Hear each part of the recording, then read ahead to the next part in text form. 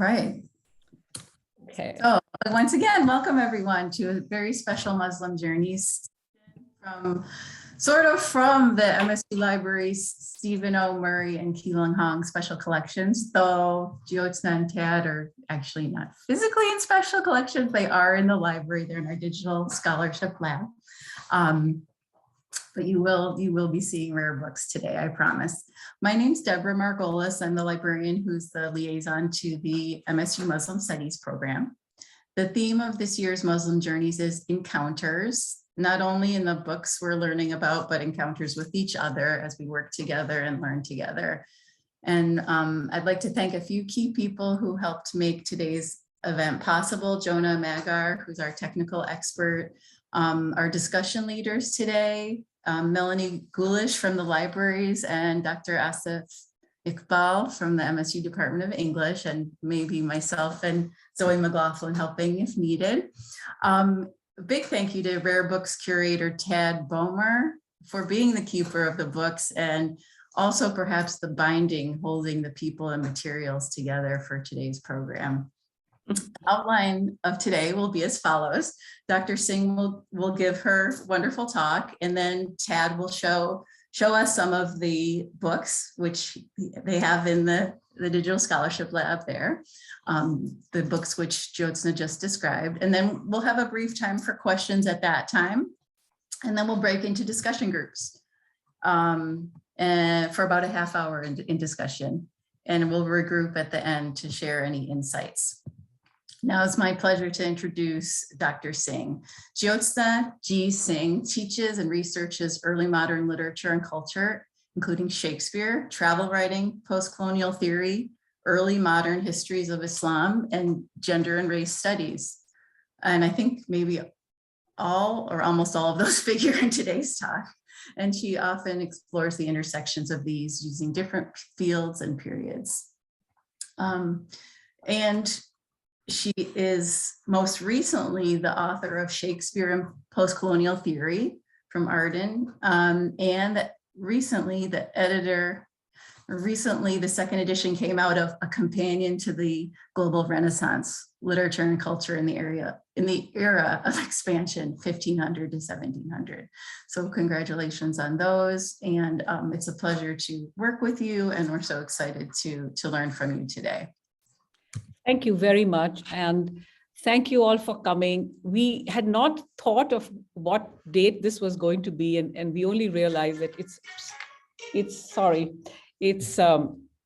right before the spring break. So I know lots of people are away, but I just wanted to share with you that this will be recorded and it will be on the Media Cultura space. So I'm hoping that we can use it for classes and other things. This is really a plug for the special collections and for TAD. And one thing people don't know that the special collections in MSU has the most amazing, set of books pre-1800. It's really a remarkable collection. And actually, ironically, encounter is the theme of so many of these books. And they are books, a large collection dealing with travel writing, religion, herbals, chronicles, histories. And I have been using the special collections for at least 17, 18 of my 20 years in MSU. I've had regular classes, and I'm happy to see Leslie, who is in charge of the special. So this was a plug for that. And today's talk is really from a lot of my research for the last 10 years about, the travel narratives and the fact that the Renaissance wasn't simply English or Italian, but actually it was global. And now it seems commonplace, but when I did the first edition, it was really quite a new idea. So I'm going to really walk through a PowerPoint, and I color coordinated it. So I hope you like the pictures, and I'll read the text from there. And I think, I hope that you will get a sense of that. It'll just take me a second.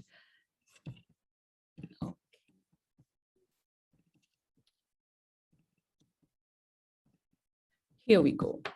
So this is, it's an archive, and I have given versions of this talk at the Newberry, the Folger, the other places. And I'll be also teaching a graduate seminar exactly on this topic this fall. So this will be useful for that. And my task here is to, let me just play from the start, sorry, play. Okay, so I want to lower this. So this will present the interactions, translations between early modern English and mostly Muslim travelers and empires. And the focus will be on Ottoman, on Turkey and the Mughal empires, and the third empire, which is the Persian, the Safavids. I don't have time today. And there are really 2 or 3 main points. One is, as the frontiers of geographical knowledge were expanding, so were the cultural, linguistic, religious, and racial ethnic coordinates by which Europeans, Christians, I'm focusing on Christianity, and Muslims define their own identities in the early modern period. And these encounters were both real, people actually traveled, but a lot of them were imagined. And I think one of the things in my talk will be that the Quran itself became a very important site of these encounters. And I think it may surprise you that the Quran was a bestseller in medieval and early modern Europe. And there's also been a lot of work recently on a whole subfield called encounter studies. And this is something, as a senior scholar, when I started on this work, it was very new. And now I'm glad that I'm not an outlier. And the third thing is, a lot of these travelers were very different people. They were emissaries, they were ambassadors, there were few women, they were traders, they were priests, they were, quite a variety of people. And the books that we'll show today were mostly related to travel or related documents, and they reveal these encounters between English, Christians, and Muslims. I mentioned the word Christians, but they were also in these empires, many Jewish people also. The Jews are very important, and I'll come back to that. And an important part of this is, while the authors were Christian, and they were ideologically viewed religion, the true religion, as synonymous to Christian truth, they had a keen curiosity and interest in the Islamic cultures and societies of these empires. I think that is really important. Overall, they interpreted Islam and Muslim empires with some complexity and ambiguity, with suspicion and fascination. And their writings are important in facilitating or producing new ethnographic knowledge about the Muslim world.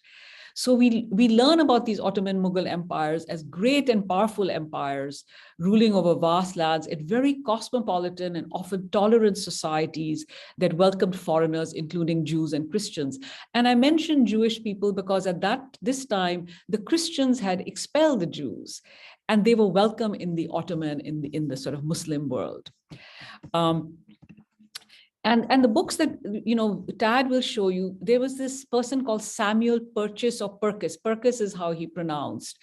And he was a clergyman, very Anglican, who collected lots and lots of writing, and 2 of his big volumes. One is Pilgrimage or Relations of the World and Religions Observed. And the second one is Purkis's Pilgrims, in 4 volumes. And something that Tad will tell you is that there were no copyright laws. So you will find travel texts floating around in one collection, in another collection, you'll find them plagiarized, you'll find them edited. So that's the exciting part of being an early modern scholar. You can spend your life in libraries, basically following these trails.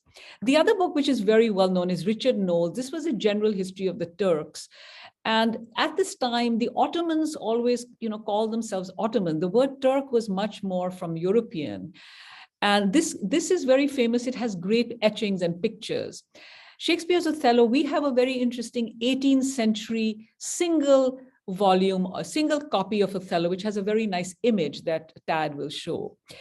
The Al-Quran, this was a very famous Quran. This was the first time the Quran was fully translated in a standalone copy in English, but it was translated from French. So it came from Arabic to French to English. But in Purkis's first pilgrimage or relations to the world, there are also segments of the Quran in English. So that in Purkis, it was the first time that the direct access to the Quran and some aspects of it were given. The Edward Terry's A Voyage to East India, the version that I have consulted here is partly anthologized in this Purkis's Pilgrims, but there's also a standalone copy, which I'll show you images of. The last one, The Travels of Pietro della Valle, this is our newest acquisition that Tad, I'm always requesting him to buy books. And this is, he managed to get this, which is a great find. And this has a lot of travels to India, to Goa, to different parts. So these are really exciting books. And so we start, and this is Purkis here, very English. You can see that the Tudor costume. And this was his book called Relations of the World. And he published several volumes of reports by travelers to foreign countries. And so this is the one that has segments of the Quran, and I'll talk about that in a moment. These are the sections of the Quran that he uses. And he contextualizes in histories of what they call Saracens. The word Saracen is considered somewhat problematic today, but at the time it was used broadly to sort of define the Arab world. I think one thing you should know that all these labels, Arabs, Moors, Saracens, Turks, were all very kind of ethnographically jumbled at the time. There was no clear sense of taxonomies. Often, they were marked as negative, but not always. So his Relations of the World provides glimpses into the first English Quran. He did not follow the individual structure, but he reframes it in terms of Christian themes and the life and authorship of, they would at that time use the word Muhammad and Mohammedanism. The word Muhammad came up a little later, but this was the word. Now, on the right-hand side here, there's a little section called The Life of Muhammad, the Saracen Story of Muhammad. And that's very important because in the first edition, he didn't have local Arab accounts of Muhammad. He only had the sort of third-person accounts. In the later edition, he tried to see how the Quran had been interpreted among the Arab sources. And so here, these are just the table of contents of the book. And you can see he would, you can see the composition of the Quran, the doctrines of the Quran. Let me just switch off my phone here. The doctrines of the Quran, let me just remove this here. Perceptions of God, of creation, of paradise, of pilgrimage, of hell, of the prophets, as well as Mohammedan notions concerning the law and Quran. So you have quite a lot of detail, and there's a very good book actually by a friend of mine called Mythologies of the Prophet in early modern England, Matthew Dimmock. He's done some very important work. So I'll just give, the Quran was a bestseller in medieval early modern Europe that demanded to be read by Christian Europeans across the whole world from the mid-12th century to the mid-16th. And it became a primary vehicle for authentic accounts of Muhammad and polemical assertions of its authorship. And they always had a very problematic relationship because they would begin to ask that how can you but tell that the Turk had a good scripture to prove their Muhammad the savior as we have to prove our Jesus is savior? So they were always saying, is he their savior? How can we be sure that Christ and Christianity are right and Muhammad and Mohammedanism is wrong? And so there were some texts were hesitant in translating the words directly, but in Purkis's translation, he says, Muhammad's book must be encountered directly.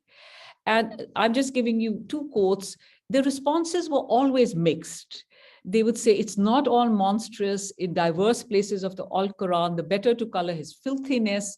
Muhammad has disputed good sentences like flowers in a puddle. They also go to sources to account for theological disputations and purporting to contain a true Mohammedan voice, though often tinged by the belief of Christian victory. So I think what is quite amazing is the ambivalence, the fascination, and the attraction of the Quran. And I'll come back to this when I discuss the Al-Quran version at the end of my talk. So as I mentioned in the later edition, the first edition of this was 1613. In the 17 edition, Perkis attempt to have a new emphasis on Muhammad's life based on Saracen accounts. This is the this is Perkis's really important book, which our library has original 5 volumes. And this would be very, very expensive. Some librarian bought it some years ago, and I base all my research on that. The word Hakluyt is important because Hakluyt was another collector, and he did major volumes called Principal Navigations before Perkis, Richard Hakluyt. And he then left in his legacy, he left some of his material. That's why it's called Hakluyt posthumous. This cover is very interesting because here you can see the ideology. It's about travel, sea voyages, about rarities, varieties, God's wonder. But then if you see the figures here, they are kind of an odd collection. The collection is, so there's Menelaus, there's the apostles of Christ, there's Alexander, there's Caesar, then there's Drake, there's John Hawkins, who was the first slave trader. There's Cavendish, who was an English traveler. There's Christopher Columbus. So he's dedicated it to, and there's Noah's Ark here. So they're travelers, conquerors. This in itself is fascinating. And this is what early modern students do, is they look at all these frontispieces and interpret the visual culture. This is Edward Terry, who's our other main character. He was really interesting. He stayed in India. He went to India with Thomas Roe, who was the first sort of formal Indian ambassador. And he lived in the Mughal court for about 3 years, in Jahangir's Mughal court. So his account is very, very kind of accurate. And he talks of religion and Christianity and the people and the Mughals. And then you can see here, some things are taken notice of, observed by Edward Terry. He was a chaplain to the Right Honorable Sir Thomas Roe, to the court of the great Mughal. And then this was published after he came back, but an earlier version of this was published in Perkis, the book I showed you. These are pictures in Terry's account of the Mughal emperor. This is Jahangir, his son, who became Shah Jahan, and this is a woman slave. So he copied this from some Mughal painting. And here we have the actual Emperor Jahangir. And he was holding a globe. The word Jahangir is sort of conqueror of the world. And Terry shows us that what we learn about Islamic art and culture of the period is all the 3 empires of the Muslims, the Ottomans in Turkey, the Safavids in Persia, and the Mughals in India, were the greatest patrons of art, culture, learning, translation. And I think, we live in such a world of Islamophobia and such a reduction of everything about Islam. And that is how I got interested in working on Islamic empires, because it's like a denial of the most amazing, unbelievable, rich cultural production that took place. And they had, and I'll come a little bit more to that. So they were patrons of the art. They had 100 painters. And this is only in India. Some of you may have read a book by Orhan Pamuk called My Name is Red, which is about these miniature paintings in the different courts. And these artists were Mughal, they were, Persian influence, but there was also a lot of European naturalistic influence on the art. And the paintings were also seen as historical texts. So now people are looking at these. Unfortunately, MSU doesn't have these paintings. They're all in the British Library and in the Victoria Albert Museum. But I always use the paintings to give a sense. So I'll just read the quotation from Terry, but this is a very important painting where you see the Mughal emperor on the top with his son, with his, all the familial gathering. This is a public scene and an intimate portrait. Here, the Emperor Jahangir is presenting himself to his courtiers and envoys, who are shown in a formal, rigid arrangement.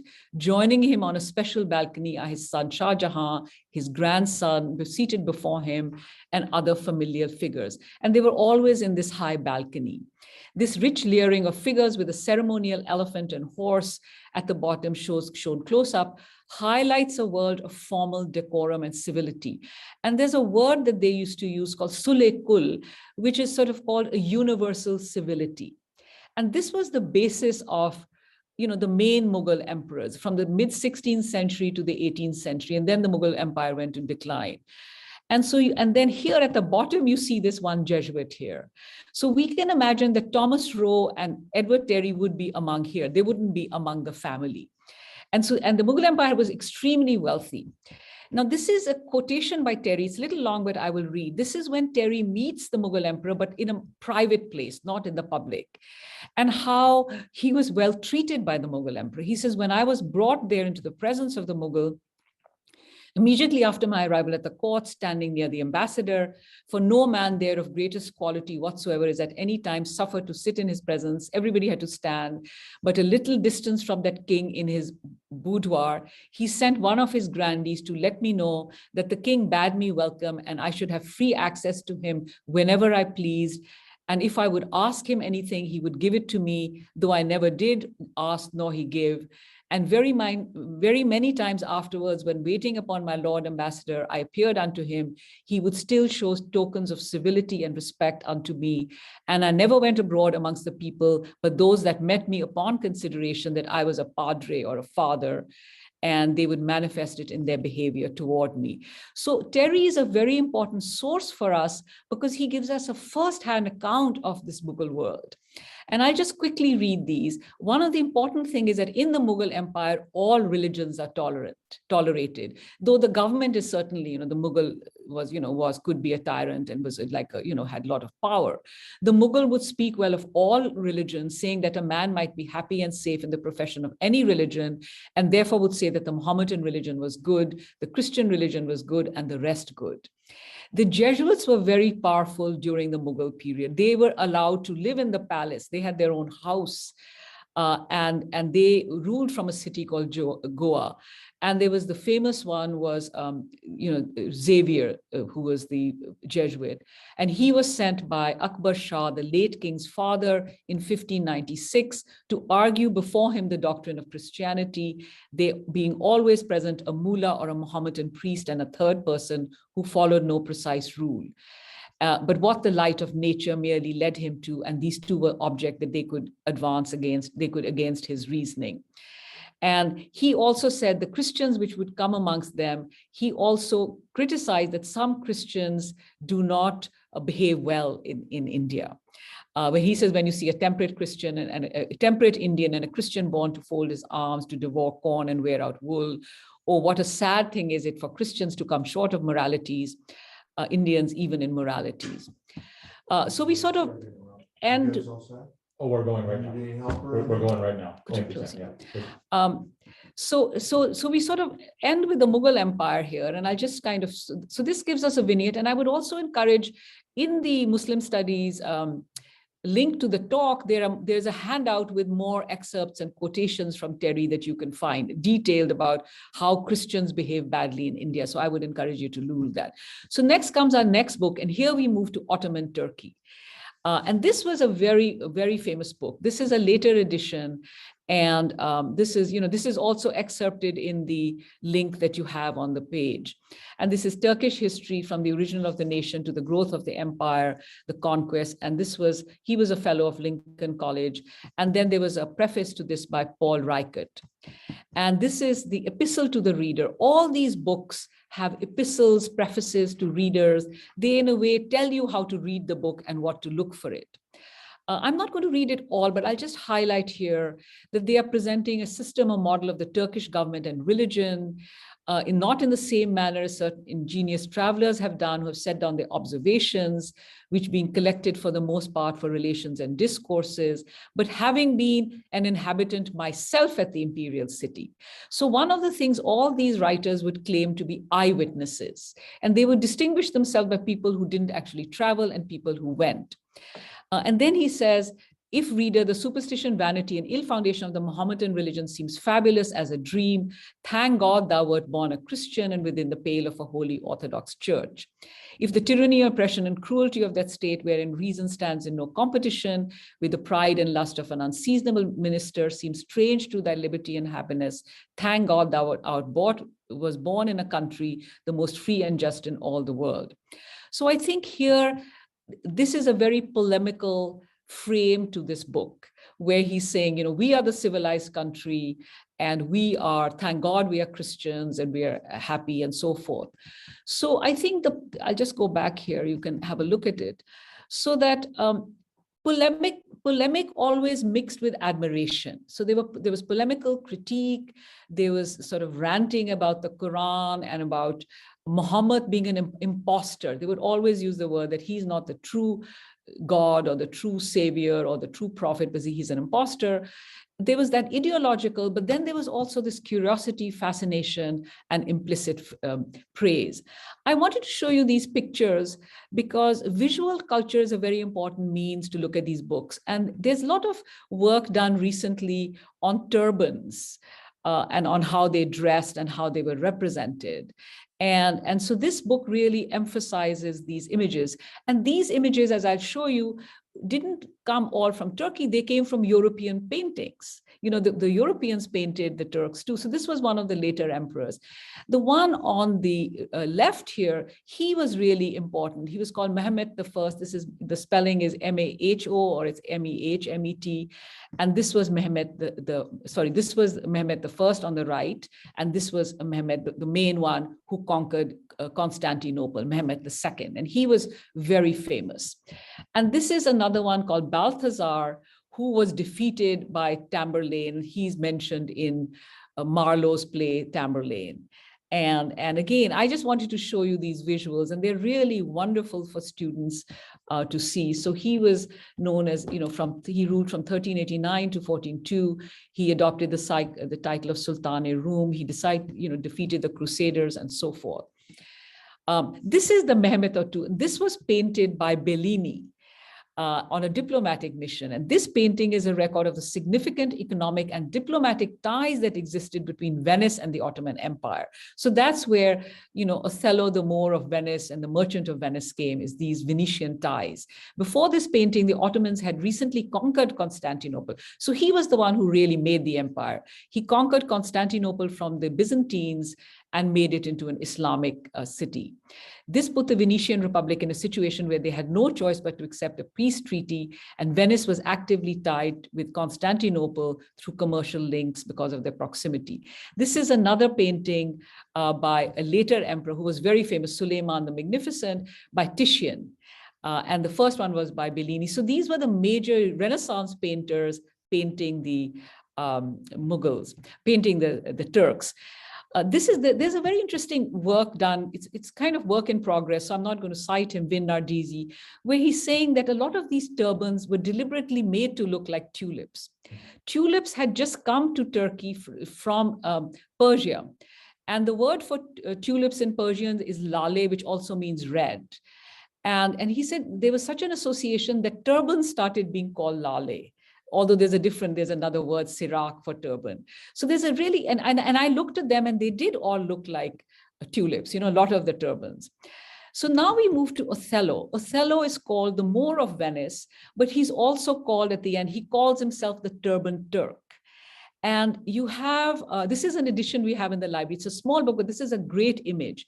Here, he's not depicted as a Turk. Here, he's depicted more as more like a sub-Saharan African. You can see the kind of contrast of color. But in many of Othello versions, a Turk, with a turban. So you can see the connections here between, these are two great Islamic empires, the Ottomans and the Mughals. They were ruled by, very autonomous emperors. They had their own culture, their works of art. They were very cosmopolitan. They were major cities. And the Europeans were kind of sidelined at the time. Now I'm going to sort of end this talk back on the Quran. And this was the first full translation of the Quran in English from French to, it was, Arabic to French and then to English. The actual translator is anonymous. The Alexander Ross is the person who kind of wrote the sort of foreword and the preface. And a lot of writing at this time was anonymous. This was dedicated to Charles. This was very problematic. It was dedicated to Charles I, who was then beheaded and deposed by Cromwell. And Alexander Ross was a royal chaplain. So a lot of these writers and collectors were chaplains. The translation itself was questioned in terms of its accuracy from Arabic, but this was hugely popular. It had 2 imprints in 1649, and then it was reprinted in 1688, 1699. So you ask yourself, why were these early modern people in England so obsessed with the Quran? And this is, I'm just giving you a tip of the iceberg here. Qurans were translated into Latin from the Middle Ages. They were hugely popular. There was a fascination with the words of Muhammad. So Matthew Dimmock, who I mentioned earlier, he says that this Quran was carried, a lot of people paid for it, some of it carried it to the New World. And there was also the allure that it was something forbidden and dangerous. And they felt they were gaining access to Muhammad himself, or divine revelations of a supposedly fraudulent religion. There was also an interest in the Quran, because this was a time with a lot of religious disputation, of heresies, of people, being beheaded, of the Puritans. And so they'd said, well, if we are talking of heresies, why not add Muhammad to the other heresies? And what is interesting about this edition is that the caveats, the frame is more important. But in general, the text here below is that the Quran has played an important role in the formation of medieval and early modern European religious diversity and identity, and sort of continues from them. It is deeply embedded in the political and religious thought of Europe as a part of the intellectual repertoire of medieval and early modern Europeans of different Christian denominations, whether they were Protestants and Catholics, whether they were, the Orthodox Christians, of European Jews, of free thinkers, of atheists, and of course of European Muslims. So we speak of the European Quran to emphasize the significant role of the Muslim holy book in various intellectual, cultural debates that took place in different parts of the world. And so this was really, really from 1150 to about 1850. And Alexander Ross is a caveat. He's saying, well, don't worry. I know the publishing of the Quran may be to some dangerous and scandalous, dangerous to the readers, scandalous to the higher powers, who notwithstanding have cleared themselves by disliking the publishing and questioning the publishers thereof. But for the danger, I will deliver in these ensuing propositions my opinion, yet with submission to wiser judgments. So he's kind of preempting the critique that, they say it's dangerous, it's scandalous. And then he says, if there were any loveliness, beauty, excellency, or anything else in the Quran that might win the mind and draw the affection after it, I would hold the reading of it dangerous. But it's not dangerous, he says, because it is such a misshapen and deformed piece. I think the reading of it will confirm us in the truth and cause us love the scriptures so much the more. This is a very interesting logic. And I think the larger point I want to make here is many of these people read the Quran in Arabic. Many of them were very drawn to the language. They were very intrigued by Muhammad, about his words, about his teachings. They saw a lot of similarities. Think of a world in which they were criticizing and yet studying and reading it. And so I think you can see the ambivalence in all of this. And finally, I just quickly, this is the most recent book that we've got that I haven't had chance to fully read, but I've looked at bits and pieces. This is a great find because it describes his travels. He was born in 1586 in Rome, and then his travels took him to Constantinople, Asia Minor, Egypt, Palestine, Baghdad, where he married an Assyrian Christian, and Persia. And then he went to Shiraz, and he also traveled through India, Cyprus, Malta. So he, this is again wonderful, but what is added here, what is interesting here, that the Edward Terry account I read earlier is also added here. So these accounts kind of travel all over the place. And finally, I just end with these images. So Paradise, there were many maps, and Paradise was always located in the middle, here, right here between Syria, Mesopotamia. And then finally, this was another great traveler. I don't have time. And his writings are also in Perkis. He was like an accidental tourist. He went on his own, and Edward Terry met him. And then he wrote these wonderful letters and sent them home. And he learned Persian, and he wore, Muslim clothes. And that's a whole new lecture on that. And finally, supposedly women were in the parda and harem, but there are many, many illustrations of women's costumes and dress. So I will stop the screen share here. And I think the time is good. We have we have, and shall I end? I think I can read a little more, but I would love to hear questions from you. So I think I broadly summed up the main points of the encounter and the main books. And I just end here, and I would love to hear from you all. Thank you. Okay, we'll do the gallery view so you can all see me here. So I would love to hear comments, questions on the books or what I said. I think you can do the hand raise. The others, is there anything in the chat? Not yet. Okay, somebody else had put, okay.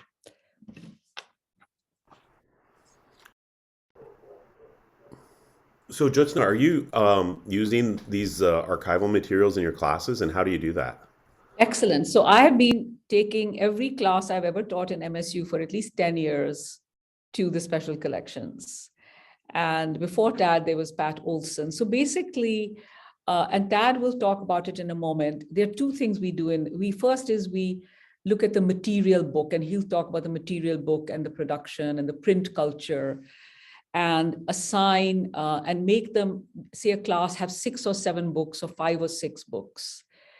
And then ask the students to relate the books to one of the texts we've read or have some connections, and do a project that combines both the history of the book, where you look at the frontispieces and you look at the, what the book is saying. So I always say, think of a book as an archaeological artifact that you've discovered the books, and what does the book tell you about itself? What do we learn? And this is, there's a huge subfield, and Liam Rocky, who's away, a lot of people are away, he teaches the history of the book course here. And I know Stephen is interested too. But this is something that I have done, is use the books. And second, they are very intimidating because they are large. And so you focus on maybe one traveler or 2 travelers, and then read those closely. So do the students actually have access to the original text, or do they see digitized versions of them? Originals. Okay. They can handle them, and can they take pictures of pages and things like that and work with? Yeah. Okay. Yeah. I'll talk a little bit about. He'll talk about that. Yeah. And I'm happy to share with you the assignments they've done. And this is something I promote every year in my annual review, that, they do assignments and they take pictures, and and that's the exciting part. So that's why, I want this lecture to be on media cultura space. So, this can attract other people, to it. Thank you. Do we have time for a couple of questions, or we should move on? Yeah. I haven't been following this closely as I should have, I guess. Maybe a couple of other, I would love to hear from others, students, anyone? Yeah, go ahead.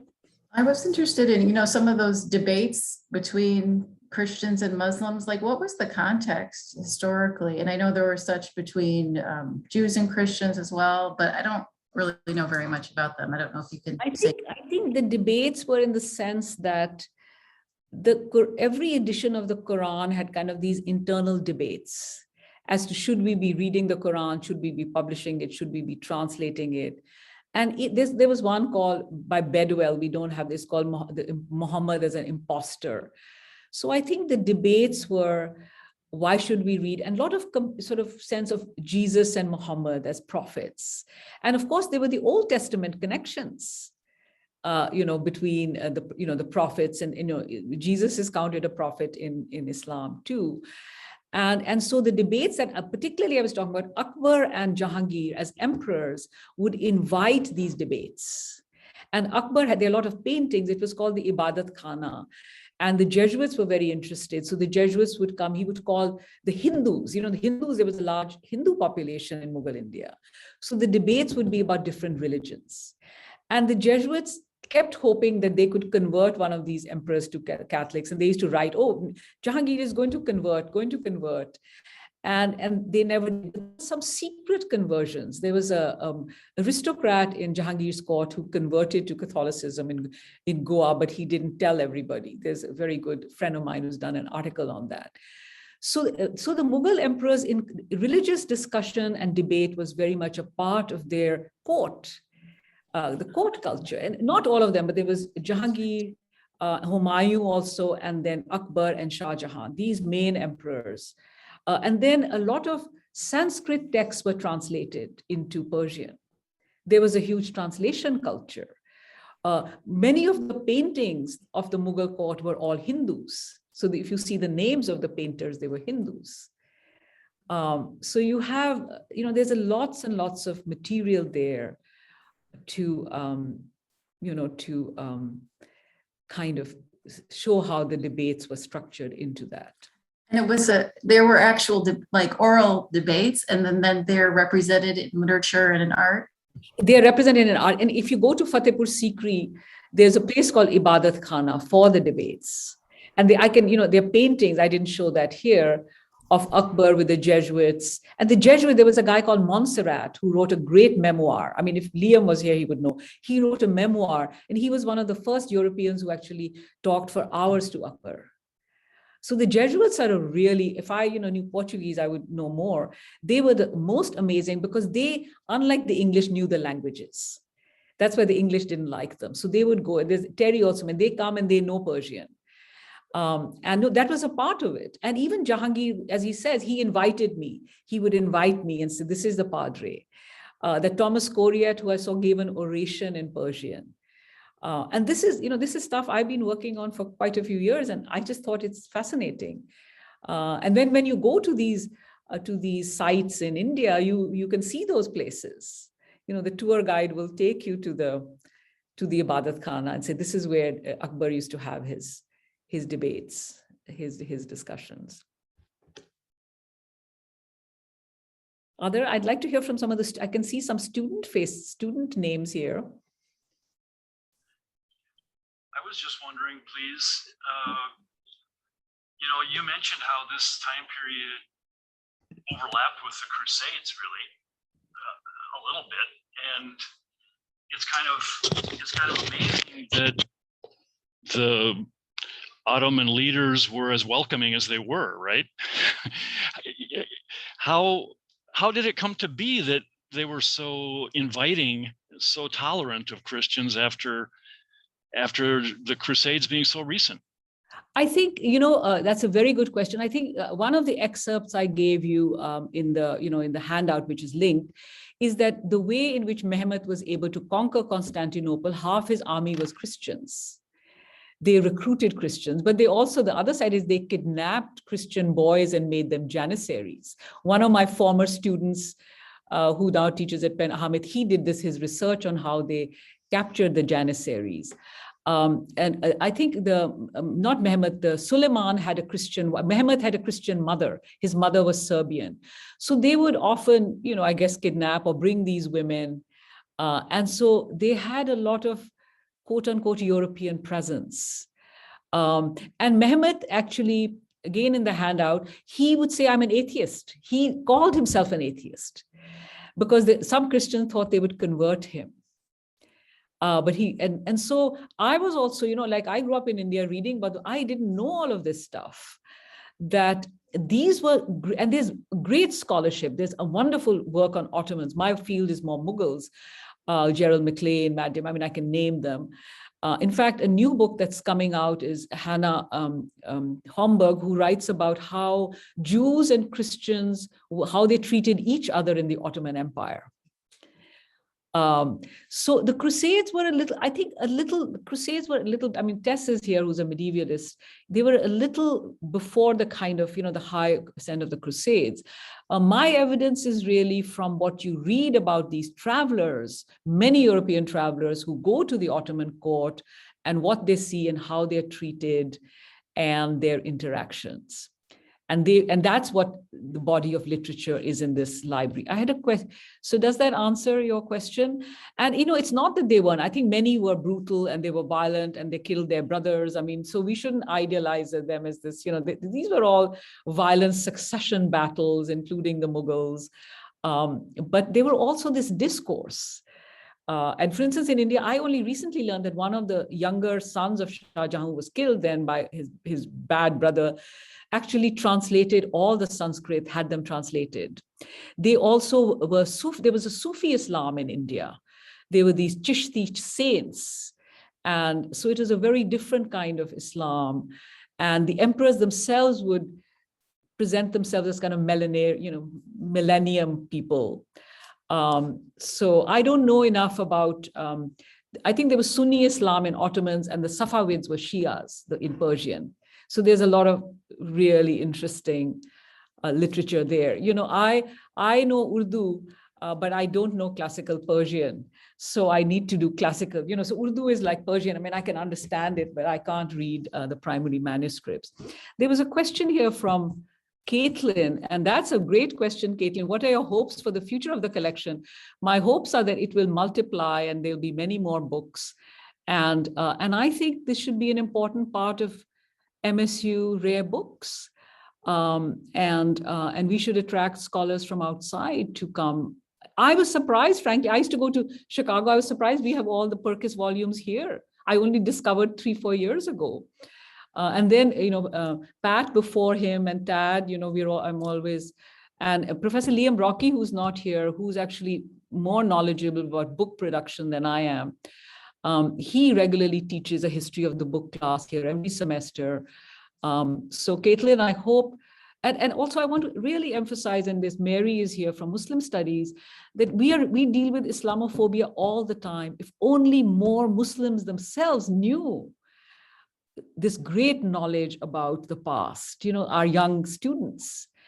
So it isn't divorced from the present. And second, there's a lot of also stuff on Africa. We didn't talk of, there's Leo-Africanuses, there's lots of stuff on slave narratives. So it's very much connected to our interest in race and other BIPOC kind of issues here. So that answers the question. I think we could move on. Okay. Yeah. Okay. For the sake of audibility, I'm going to unmask here.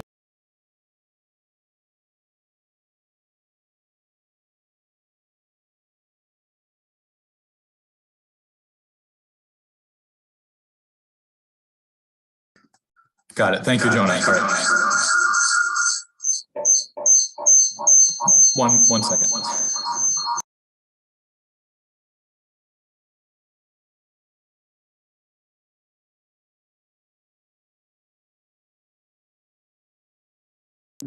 Okay, thank you very much. We wanted to avoid the echo there. Again, I'm Tad Bomer, curator of Rare Books and also the cataloger of many of the special collections items. I'm very glad to have you all here. And thank you very much to Deborah, to Jonah, to the space we're using, the DSL space today. And thank you very much, Jyotsna, for making this event happen, bringing us together here, but also for your support of special collections over the years. We're very, very grateful for it. And for being the reason to expand the collection now and in the future. As Jyotsna mentioned, we've added the Della Volley volume just a few months ago in a response to the growing interest in these materials and special collections. So I'm going to focus for a few minutes on the circumstances of Publication and production. That's my area of interest, as well as highlighting some of the notable features that are specific to these copies held in the Murray and Hong special collections. So marks of provenance especially interest me. Whose hands have these books gone through? How have the texts informed other readers and scholars over the centuries?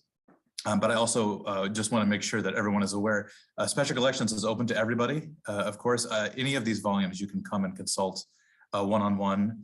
We're very happy to make them available to you in our reading room on the first floor of the main library. I'm happy to talk more about that, or you're welcome to drop me a line anytime via email. I'm easy to find on the Special Collections website, the only Tad in the library. As well as those of you who are instructors, faculty members, et cetera, if you'd like to bring students in, I'm all for it, making it happen. And then both for instruction sessions that we can facilitate, as well as follow-up assignments. One does not have to come with the other. We can do an assignment without an instruction session as well. So make the books available to your students in the reading room for them to come in and look at and work on. All right, we've got a new document camera I'm going to be using here. I'm hoping this is going to work out all right. Just one moment. Of course, now that I'm on here, my document camera has disappeared. So just one moment. I'm trying to share my camera. We will get there. This is always the way. Show all windows. There we are. Thank you for your patience. Okay, hope you can see that all right and hear me as well. I'm going to stand up and be turning the pages now. So here we have the first volume of our Purkis set of the 5 volumes. And I just want to point out something interesting related to the book plates in the front of the book as well. I mean, it's in a nice contemporary calf binding. It's had some repairs done over the years, but our copy was in the library of Gadsden Place, which was is still standing, a country house north of London in Hertfordshire. It was built for the Halsey family in the 18th century. It was gutted by fire in 1905. So I'm imagining this book had either left there by then or was purchased during the rebuilding that had started in 1908. It was later in the library of Claude Edmund Delbo or Delbos, an Englishman, a doctor who moved to Grosse Pointe from England and died there in 1949. He was a recognized painter and a noted bibliophile and had very good taste in his collection of these kinds of materials. We acquired this in 1960, which was actually 2 years before Special Collections was formally founded. You've seen this frontispiece before. I'm trying to get the angles right so we can you can see it more or less head on, but I really enjoy all the detail. And Jyotsna, of course, has talked about these portraits interspersed here from Noah to Cabot, and these maps and the portrait of Purkis himself. There's actually also an image of the tomb of Elizabeth I, who would have died not. Well, this is about 20 years after Elizabeth died, and then Charles and his son up here, the king and his son. Also, very interestingly, there is a depiction of Guy Fawkes and his attempt to blow up the Houses of Parliament on 5th of November, and then the result, of course, is a head on the pike. And then also an image of the Spanish Armada, the failed Spanish Armada of 1588. So this encompasses a lot of fairly recent English history involving international relations and intrigue. Now, with my limited time, I'm not going to dwell on too much in these volumes. As it's been said, we do have a full 5-volume set. Actually, volumes 1 through 4 were issued together, and then the 5th volume was issued, was published separately, but they're often collected in a 5-volume set. So Purkis, His Pilgrims is volume 1 through 4. Purkis, His Pilgrimage is volume 5. So it's been interesting for me to learn how to tell these apart. And of course, as Jyotsna has mentioned, the added title Hakluytus Posthumus here, which gives a nice nod to Purkis's indebtedness to Hakluyt and the manuscripts he collected and worked to preserve. And from what I understand, the manuscripts that he ended up losing, mostly his own fault. He actually misplaced and lost many of these manuscripts, so we don't have them anymore. They're preserved only through their transcription into print here.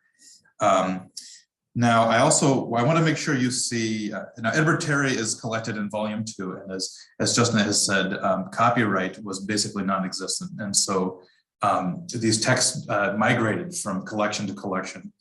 We've talked a little bit about Terry already, so I actually do want to jump forward with my time constraints here to volume 3. Actually, if I may, I'm going to just set up volume 3 so you can see one of the most famous illustrations. Purkis is absolutely beautiful for woodcut illustrations as well as engraved plates. And I want you to see, I've marked it here, the most famous plate from this book, I would argue. I'm sorry, this is the wrong volume. This is what happens when I have bound-alikes here. And Tad, take your time. We'll have enough time for the discussion. Because this is the map of Virginia, based on, it says here at the bottom, discovered and described by Captain John Smith, engraved by William Hale in 1606. I'm sorry about I can't fit it all quite on one screen here. All right, but fantastic depiction of the indigenous people and their habitation. A Powhatan held this state and fashion when Captain Smith was delivered to him prisoner in 1607. The documentation the detail of this map is really fantastic. And of course, over it all, the royal arms. And I believe north is to the right in this map. Fabulous, lots of great detail. And this is just one of many, many dozens of maps. And in the section on New Spain, for instance, there is a lot of copied Mesoamerican codices, art from Mesoamerica that was some of the earliest, I believe, in these volumes to be brought into Europe. I'm going to jump now to Richard Knowles.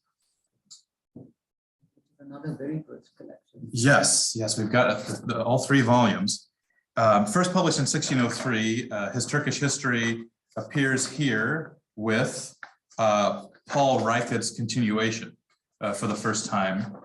And this text was, as we've heard, the first such survey of the Ottoman world published in English. And here in the first volume is the portrait of Sultan Mehmed IV, who was the second longest reigning sultan in Ottoman history, I believe. The Latin text here says that he is now reigning, qui nunc regnat, but actually he would die later in this year. Sorry, he would be deposed later in this year, and his brother would would be set up as the new sultan. And in volume 3, which is part of Reichardt's continuation, we're brought up to date beyond the deposed Mehmet to the current sultan, who was Mustafa II. And then the text ends with reprintings of several recent treaties between the Ottomans and several other world powers. This came to us in 2016, so it's a relatively new acquisition as well.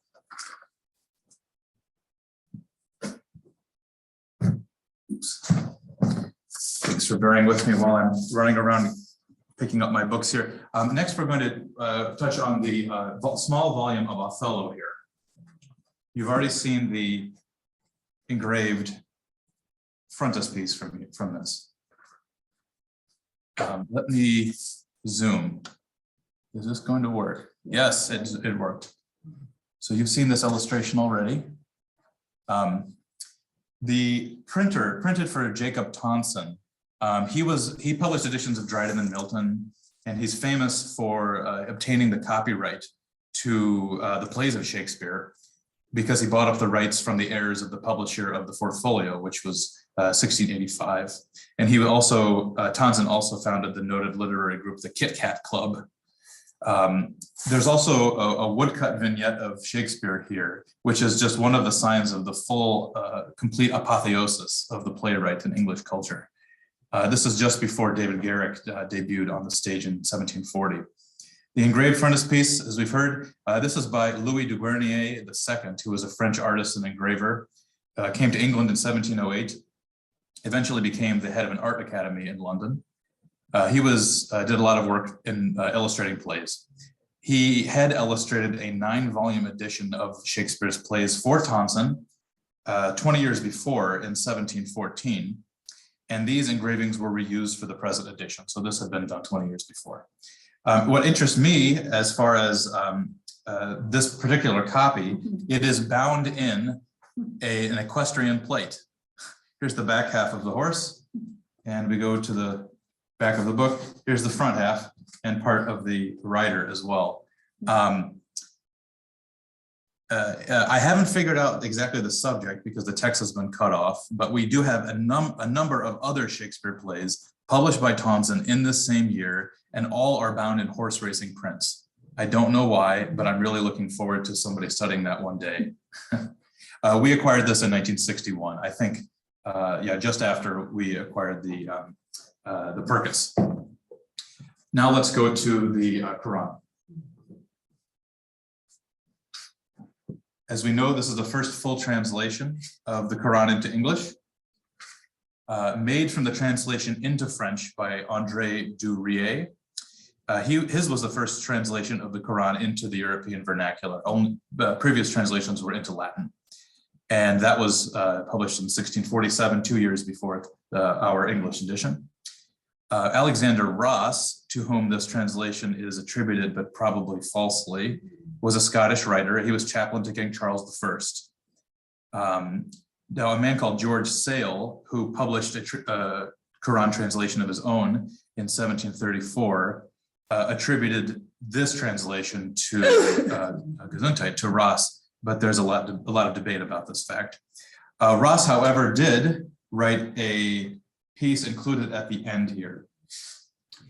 A needful caveat or admonition for them who desire to know what use may be made of, or if there be danger in reading the Al-Quran. That's what I read. Yes, of course, and we've heard about this. We heard about this from Jyotsna already. I do want to point out, marks of response and ownership are very interesting. Down here at the bottom, somebody has written, they've underlined Ross's name, and they've written at the bottom, an imposter, almost great enough to add DD to his name. So Doctor of Divinity to his name. They've also said something at the front that I only have just now noticed earlier today. I would have to read this full introduction to understand the context of this comment. Moses was as big an imposter as Muhammad, they say. No idea who wrote this, because, but clearly I think it was a 19th or 20th century person, likely in England. We acquired this in 2016, and there are no marks of ownership about whose hands it was in before that. We do have a monogram binding, but we don't know whose initials they are. All right, and now on to finally, last but not least, the Della Volley, the newest acquisition. And I made an interesting discovery about this yesterday. So Della Volley just came in earlier this year, brand new acquisition, 2022. Let me zoom out again. There. So this translation by George Havers, an Englishman, of the third part, only the third part of Della Volle's Viaggi, or Voyages. This is the first English appearance of the text, and it's made up of 54 letters written by Della Volley to the physician Schipano of Naples during Della Volle's travels. This was first published in Rome between 1650 and 1658. We were able to acquire this fairly easily because, unfortunately, it is lacking a folding map and 3 of the plates, so it is not, likely they were cut out and sold separately, hopefully not by the dealer we worked with. This was happened long ago, I hope. There are some other nice illustrations in here made with woodcut and other typographical ornaments showing things like the platform of an Indian temple and with corresponding numbering of elements of this layout. Interestingly, I noticed one of these shows, this is a plan of a palace, an unnamed palace, and he even says that number 8, which is somewhere in here, number 8 is I, Pietro della Valle, when I first talked with the king standing. So he even locates himself within these court scenes, which I think is fascinating. It really brings alive, you can almost picture, transfer this into one of the beautiful Mughal era paintings that Jyotsna showed us, but almost on a more schematic or strategic position. But the thing that I discovered as I was researching this book was, there's an inscription here at the top, and I'm the kind of person who I can't let this go by without trying to figure out who this person was. And I'm 99% certain this says L.C. Beaufort, 1832.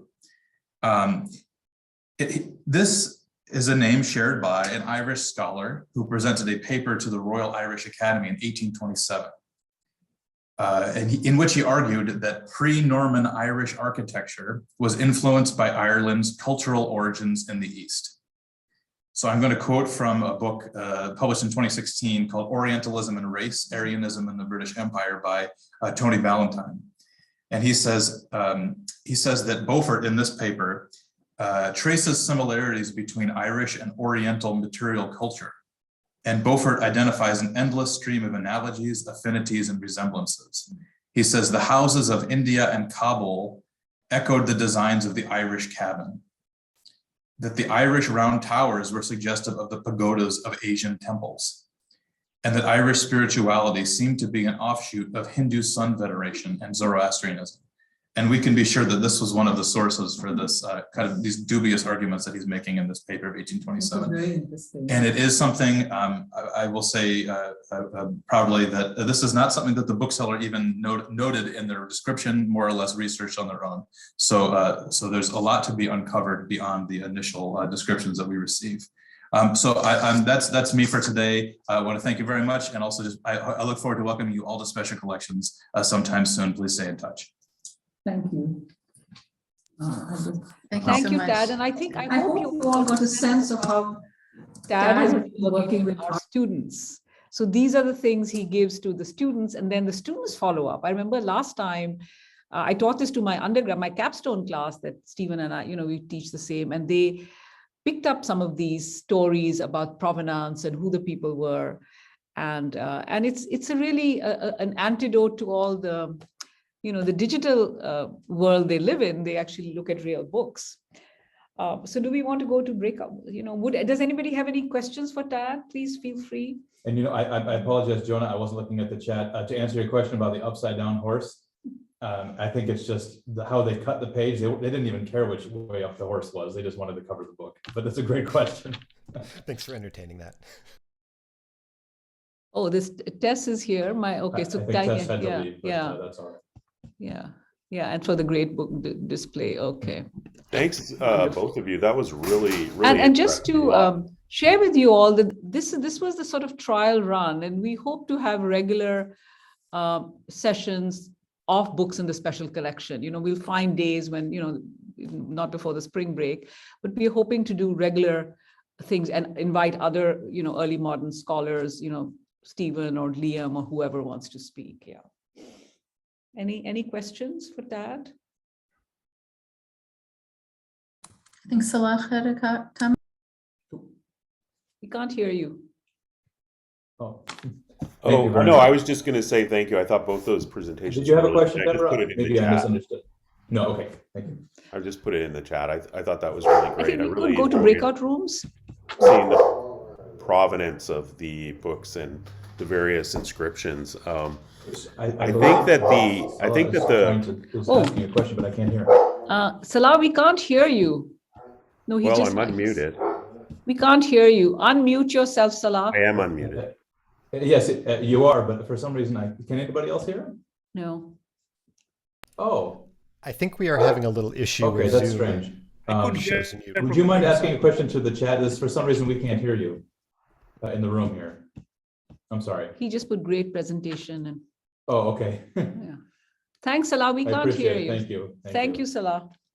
Thanks for coming. Yes, glad to have you here.